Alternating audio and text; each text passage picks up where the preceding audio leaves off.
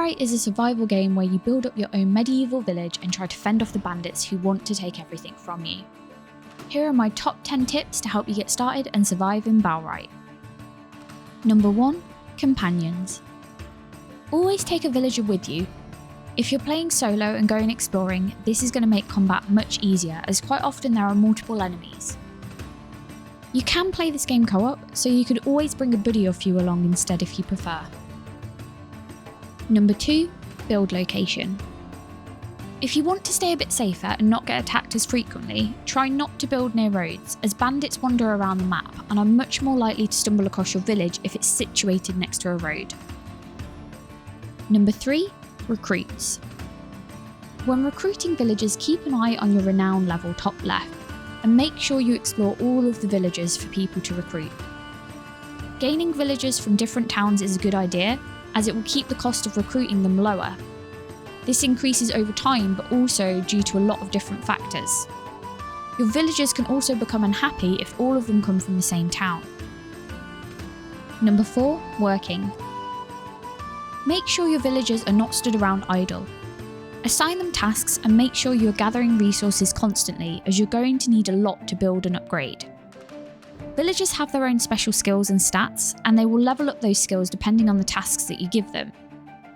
You can set multiple tasks and priorities so that when they finish their priority tasks, they can move on to the next most important job. Number 5. Auto-run. You can auto-run by pushing H.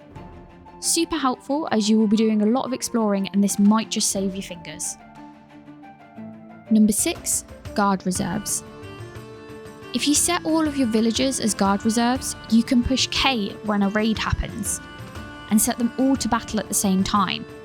This means when the time comes and you need them, they will spring straight into action. Number 7. Food. Make sure to try and eat 3 different types of food, especially before fights, as this will greatly increase your max health and stamina, which you're definitely going to need. Try to put down some traps and hunt as much as you can, as meats will really help increase these stats to give you the best chance in battle. Number 8. Research table. Make sure you keep researching new structures and armour and weapons. You will need these upgrades to get a higher tier of items. You can set a villager to man this station and they will gather the resources needed to research from nearby chests or stockpiles. Number 9. Signposts. This allows fast travel across the map.